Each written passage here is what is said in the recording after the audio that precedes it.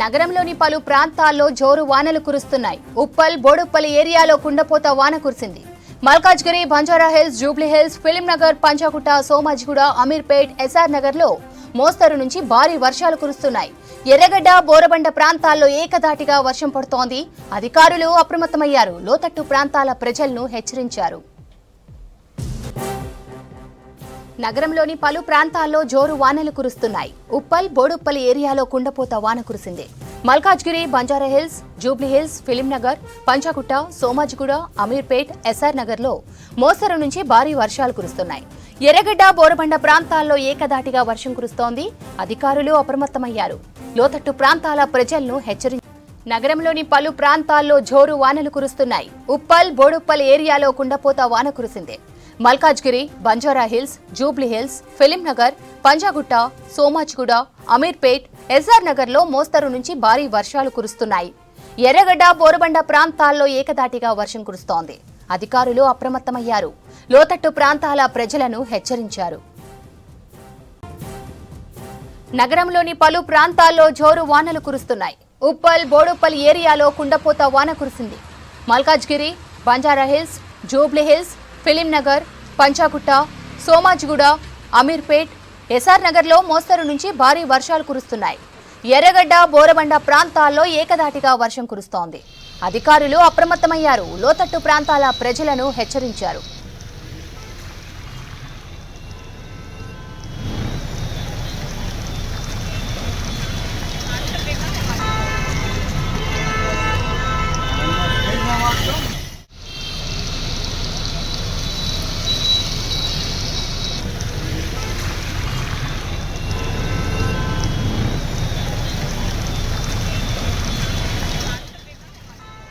సిటీలో వర్షాలకు సంబంధించి పూర్తి సమాచారం పంజాగుట్ట నుంచి అజయ్ అందిస్తారు. అజయ్, నగరంలో వర్షాలు, ట్రాఫిక్ సమస్యలపై అప్డేట్స్ ఏంటి? హైదరాబాద్ నగర వ్యాప్తంగా కొద్దిసేపటి నుండి కంటిన్యూస్ గా కురుస్తున్న వర్షానికి సంబంధించి ఇప్పటికే సెంట్రల్ హైదరాబాద్ తో పాటు శివారు ప్రాంతాలకు సంబంధించి చాలా చోట్ల కూడా కంటిన్యూస్ గా వర్షం కురుస్తుంది. కొన్ని ప్లేసెస్ లో చిరుజల్లు కురుస్తుంటే మరికొన్ని ప్లేసెస్ లో మాత్రం మోస్తారు నుండి భారీ వర్షం కురుస్తున్న సిచ్యువేషన్. ముఖ్యంగా సెంట్రల్ హైదరాబాద్ లో ఇటు పంజాగుట్ట, ఖైరతాబాద్, అమీర్పేట్ వంటి ఏరియాల్లో కూడా కొంతమేరకు వర్షము దంచుకొట్టింది. ఇప్పటి వరకు కొంత తగ్గుముఖం పట్టిందని చెప్పాలి. మెయిన్ గా సెక్రటేరియట్ ప్రాంతంలో, సెక్రటేరియట్ ముందున్నటువంటి బస్ స్టాప్లు, ఉప్పల్ వైపు వెళ్లే బస్సులు కావచ్చు, సికింద్రాబాద్ సంబంధించి వెళ్లే బస్సులకు సంబంధించి షాప్స్ ఏతుంటాయో మొత్తం బస్ స్టాప్స్ అన్ని కూడా వర్షపు నీరు వచ్చి చేరిన సిచ్యువేషన్. సెక్రటేరియట్ ముందు భాగం మొత్తం కూడా రోడ్డుకు సంబంధించి మెయిన్ రోడ్ పైన మొత్తం వర్షపు నీరు వచ్చి చేరిన సిచ్యువేషన్ ఉంది. సో ఇలాగే చాలా ప్లేసెస్ లో కొంతసేపటి వరకు కంటిన్యూస్ గా వర్షం కురిసింది కాబట్టి చాలా లోతట్టు ప్రాంతాలు అనుకోవచ్చు, లేకపోతే కొంతవరకు రెయిన్ ఫాల్ ఎక్కువగా నమోదైన, వర్షపాతం ఎక్కువగా నమోదైన ప్రాంతాలు ఏతుంటాయో అక్కడ లోగా ఉండే ఏరియాస్, లోతట్టు ప్రాంతాలకు సంబంధించి అలాంటి ప్రాంతాల్లో పూర్తి స్థాయిలో కూడా అధికారులు దృష్టి పెట్టారు. వాటర్ సంబంధించి వాటర్ ల్యాగింగ్ పాయింట్స్ ఏవైతే ఉంటాయో అక్కడ మొత్తం వాటర్ ని క్లియర్ చేస్తున్న సిచ్యువేషన్. మెయిన్ గా సెక్రటేరియట్ ముందున్న ఏరియా మొత్తం కూడా వర్షపు నీరు రోడ్డుపై నిలవడంతో వాహనదారులు తీవ్రమైన ఇబ్బందులు పడుతున్న సిచ్యువేషన్. మొత్తం మోకాళ్ల లోతు నీళ్లు రోడ్లపైకి వచ్చి చేరిన పరిస్థితి చాలా క్లియర్ గా సెక్రటేరియట్ పరిసర ప్రాంతాల్లో ప్రస్తుతం కనబడుతున్న దృశ్యాలు. సో ఇతర ప్రాంతాల్లో కూడా ఇలాంటి సిచ్యువేషన్ ఉంది. ఇంకొక గంట పాటు, దాదాపుగా ఇంకొక గంటన్నర పాటు కూడా హైదరాబాద్ నగర వ్యాప్తంగా ఇదే వెదర్ కండిషన్స్ ఉండే అవకాశం ఉంది. కొన్ని చోట్ల భారీ వర్షం కూడా కురిసే అవకాశం ఉందని ఇప్పటికే వాతావరణ శాఖ హెచ్చరికలు జారీ చేసింది. కాబట్టి దానికి అనుగుణంగానే ఇప్పటికే గ్రౌండ్ లెవెల్లో అధికారులంతా కూడా అప్రమత్తమయ్యారు. గ్రౌండ్ లెవెల్లో అధికారులు పూర్తి స్థాయిలో చర్యలు తీసుకోవడంతో పాటు మెయిన్ గా వర్షపు నీరు రోడ్లపై వచ్చి చేరే ఏరియాలు అనుకోవచ్చు, లేకపోతే నీట మునిగే కాలనీస్ ఏవైతే ఉంటాయో వాటిపైన ప్రత్యేకమైన దృష్టి పెట్టిన పరిస్థితి. సో చాలా ప్లేసెస్ లో కూడా వర్షపు నీరు వచ్చి చేరుతున్న సిచ్యువేషన్ ఉంది. ఎందుకంటే కొన్ని ప్లేసెస్ లో చిరుజల్లు కురుస్తున్నాయి, కొన్ని ప్లేసెస్ లో వర్షం కంటిన్యూస్ గా కురిసి ఆగిపోయింది. కానీ ఇంకొన్ని ప్లేసెస్ లో మాత్రం ఇంకా వర్షం దంచుకొడుతున్న సిచ్యువేషన్ ఉంది. మెయిన్ ఇటు రాజేంద్ర నగర్ తో పాటు ఇటు సికింద్రాబాద్ కంటోన్మెంట్ ఏరియాలు, దాంతోపాటు ఇటు ఉప్పల్, మేడిపల్లి, నారపల్లి, దాంతోపాటు గట్కేసర్ ఈ శివారు ప్రాంతాలకు సంబంధించి కూడా వర్షం పడుతుంది. మరొకవైపు ఎల్బీ నగర్, హైత్ నగర్, పెద్దంబర్పేట్, దాంతోపాటు ఇతరేతర సుచిత్ర సర్కిల్ వంటి ఏరియాస్లో కూడా కంటిన్యూస్గా వర్షం కురుస్తున్న సిచ్యువేషన్. సో ప్రస్తుతం అయితే సెంట్రల్ హైదరాబాద్ సంబంధించి కొన్ని ప్లేసెస్లో వర్షం తగ్గుముఖం పట్టింది. కానీ ఇంకో గంటన్నర పాటు కూడా ఇదే టైప్ ఆఫ్ వెదర్ కండిషన్స్ ఉండే అవకాశం ఉంది. కాబట్టి ప్రజలందరూ కూడా అప్రమత్తంగా ఉండాలి, అనవసరంగా బయటికి రావద్దు అనే ఒక అపీల్ మాత్రము అధికారులు చేస్తున్నారు. సో ఈరోజు రాత్రి మొత్తం కూడా ప్రజలు అంటే ఒకవేళ ఏమైనా షెడ్యూల్స్ ఏమైనా ఏర్పాటు చేసుకుంటే వాటిని కూడా క్యాన్సిల్ చేసుకోవాలి అంటూ కూడా చెప్తున్న పరిస్థితి. చాలా వరకు వాహనదారులు ఇబ్బందులు పడుతున్న సిచ్యువేషన్ చాలా క్లియర్గా నగరంలోని కొన్ని ప్లేసెస్లో ఎస్టాబ్లిష్ అవుతుంది. ఎందుకంటే మోకాల్లో నీళ్ళు వచ్చేసాయి, వాహనము మొత్తం కూడా వాటర్ ఉన్న ప్లేస్లో కదలలేని సిచ్యువేషన్ ఉంటే దాన్ని వాటర్ నుండి బయటికి తీసుకొని వచ్చి వెళ్తున్న సిచ్యువేషన్. ఇక నడవలేని పరిస్థితి అయితే చాలా ప్రాంతాల్లో, మెయిన్గా సెక్రటేరియట్ ముందున్న ఏరియాస్ సంబంధించిన బస్ స్టాప్స్ మొత్తం కూడా వర్షపు నీటితో నిండిపోయి ఉన్నాయి.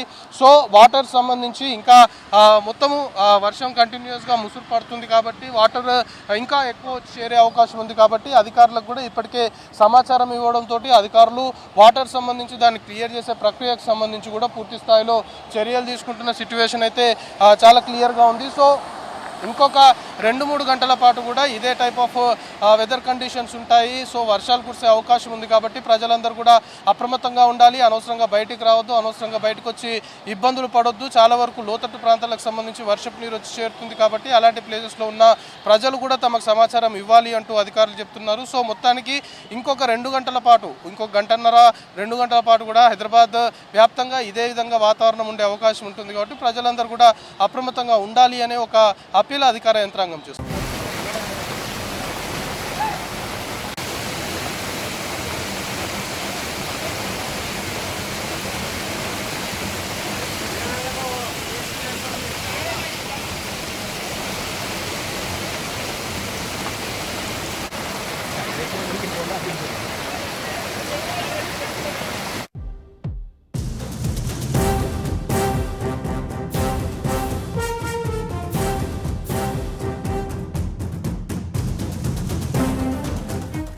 దుబాయ్ వేదికగా పాక్తో జరుగుతున్న మ్యాచ్లో భారత బౌలర్లు విజృంభిస్తున్నారు. 64 పరుగులకే 6 వికెట్లు కోల్పోయింది పాక్.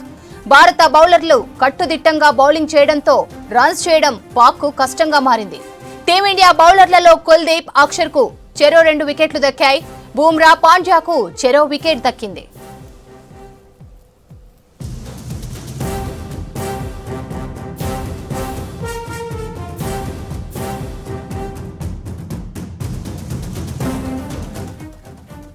దుబాయ్ వేదికగా పాక్తో జరుగుతున్న మ్యాచ్లో భారత బౌలర్లు విజృంభిస్తున్నారు. 64 పరుగులకే 6 వికెట్లు కోల్పోయింది పాక్.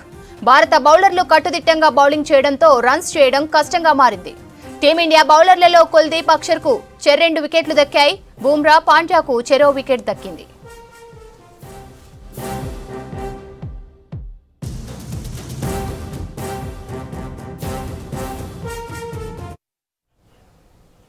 జూబ్లీహిల్స్ ఉప ఎన్నికలో కాంగ్రెస్ గెలుపు కోసం ప్రతి ఒక్కరూ కృషి చేయాలని సూచించారు రేవంత్ రెడ్డి.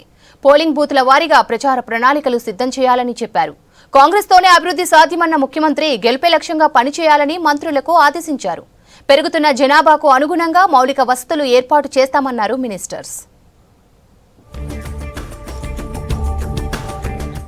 అందుబాటులో ఉన్న మంత్రులు, పీసీసీ చీఫ్తో జూబ్లీహిల్స్ నివాసంలో కీలక సమావేశం నిర్వహించారు సీఎం రేవంత్ రెడ్డి.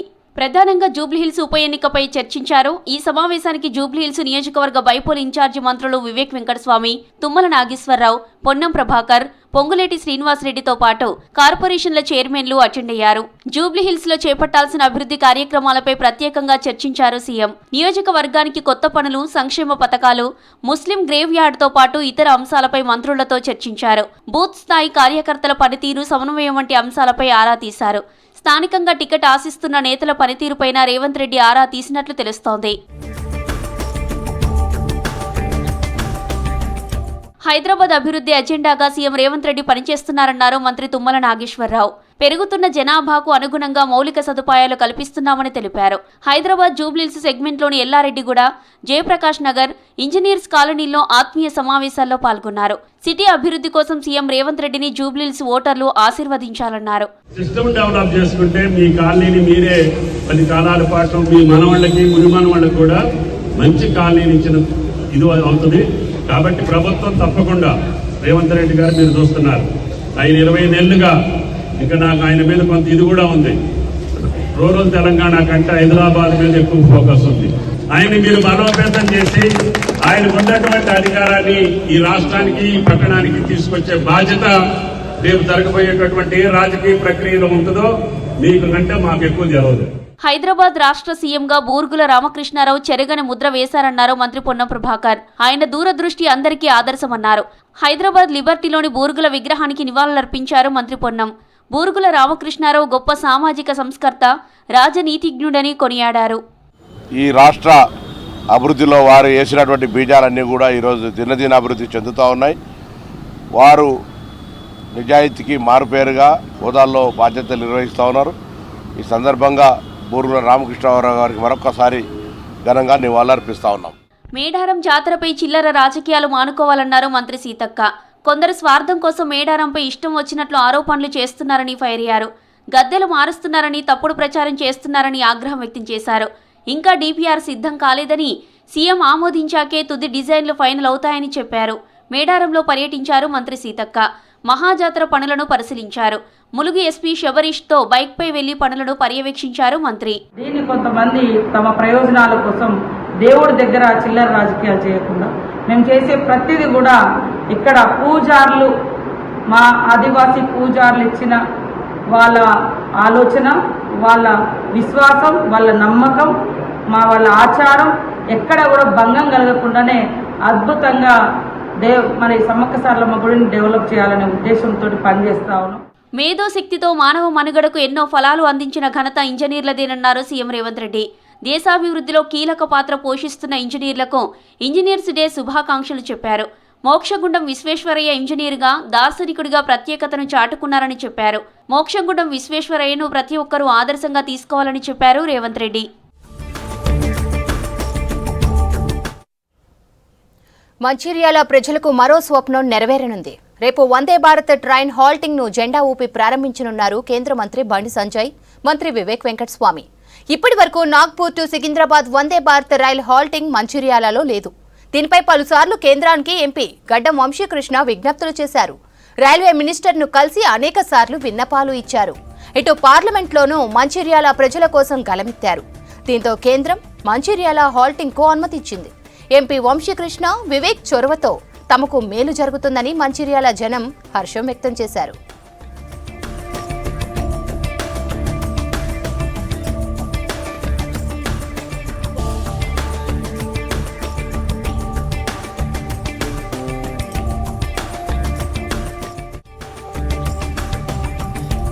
ఇంధన రంగంలో భారత్ స్వయం సమృద్ధి సాధించాల్సిన అవసరం ఉందన్నారు ప్రధాని మోదీ. గ్రీన్ ఎనర్జీ రంగంలో అద్భుతమైన ప్రగతి సాధిస్తున్నట్లు తెలిపారు. నార్త్ ఈస్ట్ అభివృద్ధికి కేంద్రం కృషి చేస్తోందని చెప్పారు. గత ప్రభుత్వాలు స్వార్థ రాజకీయాల కోసం ఈశాన్య రాష్ట్రాలను పట్టించుకోలేదన్నారు మోదీ.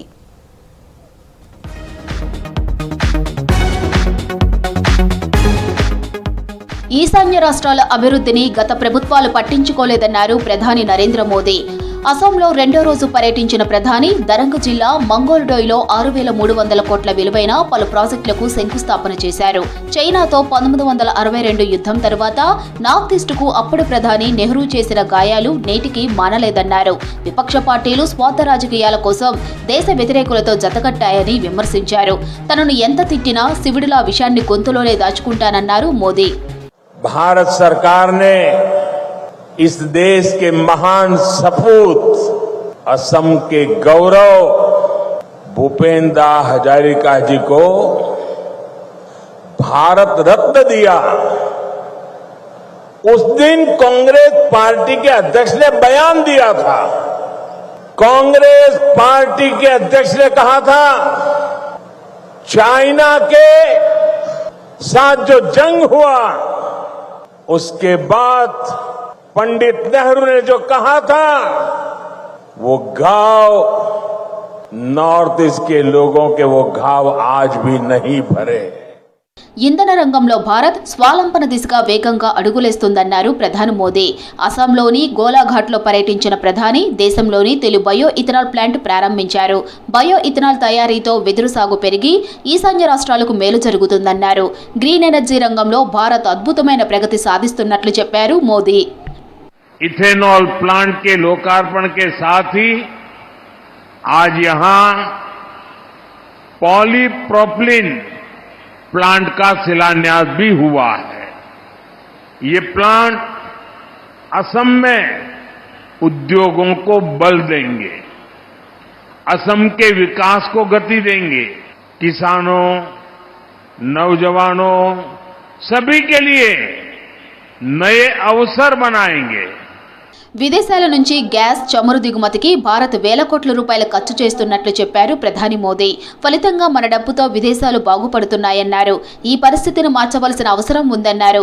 మన సముద్రాల్లోనే భారీగా చమురు, గ్యాస్ నిల్వలు ఉన్నట్లు చెప్పారు.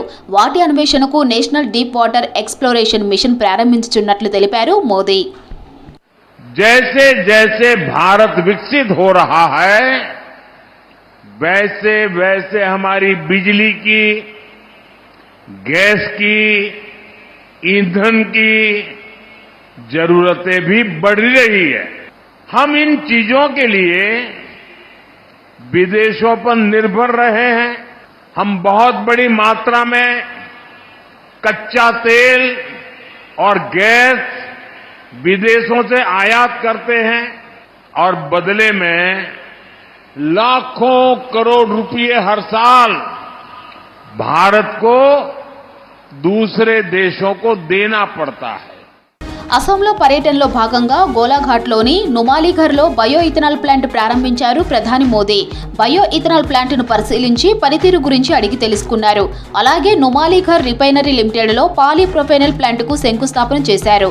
ప్రధానితో పాటు కేంద్ర మంత్రి హర్దీప్ సింగ్ పూరి, అసోం సీఎం హిమంత బిశ్వ శర్మ ఉన్నారు. అసోం పర్యటనలో దాదాపు 18,000 కోట్ల విలువైన ప్రాజెక్టులకు శంకుస్థాపన చేశారు మోదీ. అసోం నుంచి పశ్చిమ బెంగాల్ పర్యటనకు వెళ్లనున్నారు ప్రధాని మోదీ. బెంగాల్లో పలు అభివృద్ధి పనులకు శంకుస్థాపన చేయనున్నారు ప్రధాని.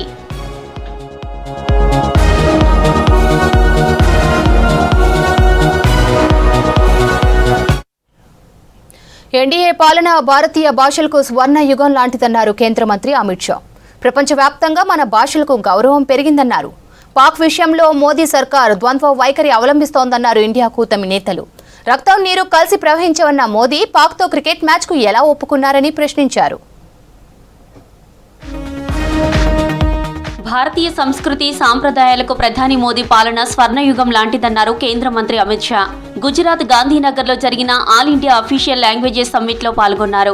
10 ఏళ్ల ఎన్డీఏ పాలనలో దేశ భాషలకు ఎంతో మేలు జరిగిందన్నారు. ప్రజలకు హిందీ దివాస్ శుభాకాంక్షలు తెలిపారు. ఐక్యరాజ్య సమితి G20 SCO సదస్సులో భారతీయ భాషలకు గౌరవం పెరిగిందన్నారు అమిత్ షా. हिंदी को स्वीकारा भी, इसका प्रचार भी किया और गुजरात एक उत्कृष्ट उदाहरण बना गुजराती और हिंदी के सह अस्तित्व से दोनों भाषाओं के विकास। हिंदी को हर राज्य के अंदर बढ़ावा देने का जो आग्रह किया, इसी का परिणाम है कि गुजरात का बच्चा देश भर में कहीं पर भी जाकर सुगमता से व्यापार भी करता है और स्वीकृति भी प्राप्त कर लेता है। ఎన్డీఏ సర్కార్ క్రీడా రంగానికి అధిక ప్రాధాన్యత ఇస్తోందన్నారు కేంద్ర మంత్రి అమిత్ షా. అహ్మదాబాద్లోని నరణ్పురాలో వీర్ సావర్కర్ స్పోర్ట్స్ కాంప్లెక్స్ ను ప్రారంభించారు. క్రీడాకారులకు ప్రపంచ స్థాయి సౌకర్యాలు కల్పిస్తున్నట్లు చెప్పారు షా. અમદાવાદ શહેરમાં ઓલિમ્પિક લાવવા માટે પણ ભારત સરકાર બધા પ્રકારની તૈયારીઓ કરી રહી છે. ન કેવલ ગુજરાત પૂરા એશિયાનું સ્પોર્ટ્સનું સેન્ટર બને એ પ્રકારની વ્યવસ્થા થઈ રહી છે મિત્રો. బీహార్ ఎన్నికల్లో హిందుస్థాన్ అవామ్ మోర్చా పార్టీకి 15కు పైగా సీట్లు ఇవ్వాలని ఎన్డీఏను కోరామన్నారు ఆ పార్టీ చీఫ్ కేంద్ర మంత్రి జితిన్ రామ్ మాంఝీ. దీనిపై ఇప్పటికే ఎన్డీఏ నేతలకు తమ అభిప్రాయం చెప్పారన్నారు. బీహార్ ఎన్నికలు తమకు డూ ఆర్ డై లాంటివన్నారు మాంఝీ. हमको पहला तो ये किसी को नामांतर प्राप्त होने लायक सीट मिल जाएगी और दूसरा विकल्प हमने बताएगा. दूसरा विकल्प ये हो सकता है कि हम 100 सीट पर लड़े, हर सीट पर 10,000, 5,000, 20,000 वोट लगे 6% वोट हम ले आवे, तब मान्यता प्राप्त हो सकती है. భారత్పై ఉగ్రవాదాన్ని ఎగదోస్తున్న పాక్తో క్రికెట్ మ్యాచ్ ఆడటాన్ని తప్పుపట్టారు కాంగ్రెస్ నేత కేసీ వేణుగోపాల్. నిత్యం దేశభక్తి గురించి మాట్లాడే బీజేపీ నేతలు ఇప్పుడేం చెప్తారని ప్రశ్నించారు. దేశం ఐక్యంగా ఉండడం బీజేపీకి నచ్చదన్నారు. నిత్యం ప్రజల మధ్య చీలికలు తేవడమే మోదీ సర్కార్ లక్ష్యమన్నారు K C Venugopal. These people are talking about the patriotism. Now they are only doing all these things. Whenever Rahul Gandhi discussing about China in parliament, then they will tell that Rahul Gandhi is China's man. Now our own Prime Minister is directly going to China and having talked with them, no problem at all. Basically, the problem is very clear. BJP is not interested to do welfare for the people. They are only interested to divide the people. That is what they are doing. Modi సర్కార్కు దేశ ప్రజల కంటే పాక్తో cricket మ్యాచే ముఖ్యమన్నారు MIM chief MP Asaduddin Owaisi. అమాయకుల ప్రాణాల కంటే డబ్బు ముఖ్యమా అని కేంద్రాన్ని ప్రశ్నించారు. పాక్తో మ్యాచ్కిచ్చే ప్రాధాన్యత అమరుల త్యాగాలకు ఇవ్వరా అని నిలదీశారు ఓవైసీ. आज हमारे घर को वो आसाम का मुख्यमंत्री बोल रहा है तुमको निकाल दिया, नोटिस दे के हम भगा देंगे. अरे बहादुरी दिखाओ, एक क्रिकेट मैच तुम नहीं खेल सकते, तुम किसकी आंख में आग डाल रहे हो? अरे हम हर चीज कुर्बान करने को तैयार है, मगर तुम्हारे सामने सर कभी नहीं झुकाएंगे इंशाअल्लाह ताला. हम कितने पैसे आएंगे? 600-700 करोड़. अब ये बीजेपी के लोगों को बोलना है, देशभक्ति की बात करने वालों चुल्लू भर पानी में బీహార్ అసెంబ్లీ ఎన్నికలు దగ్గర పడుతుండటంతోనే బీజేపీ నేతలు రాష్ట్రానికి క్యూ కడుతున్నారని విమర్శించారు ఆర్జేడీ నేత తేజస్వి యాదవ్. ప్రధాని మోదీ హామీలన్నీ మాటలకే పరిమితమని ఎద్దేవా చేశారు. మరోసారి తప్పుడు హామీలతో ప్రజలను మభ్యపెట్టడానికి మోదీ బీహార్ వస్తున్నారన్నారు తేజస్వి యాదవ్. लोगों की तरक्की, बिहार की तरक्की, गरीब के बारे में बात नहीं करेंगे, पढ़ाई दवाई कमाई सिंचाई के बारे में बात नहीं करेंगे. हम तो उम्मीद करते हैं कि प्रधानमंत्री जी पूर्णिया आ रहे हैं तो वहाँ के मेडिकल कॉलेज भी चले जाएं और साथ में हमारे चाचा को भी लेके चले जाएं, स्थिति जान जाएंगे क्या है. ఎన్డీఏ పాలనలో విదేశాంగ విధానం అట్టర్ ఫ్లాప్ అయిందన్నారు ఇండియా కూటమి నేతలు. ఐఎంఎఫ్ సహా అంతర్జాతీయ సంస్థల నుంచి పాక్కు నిధులు ఆపడంలో విఫలమైందని ఆరోపించారు. విదేశీ నిధులను ఉగ్రస్థావరాలు పునరుద్ధరించడానికి పాక్ వాడుతోందన్నారు విపక్ష లీడర్లు.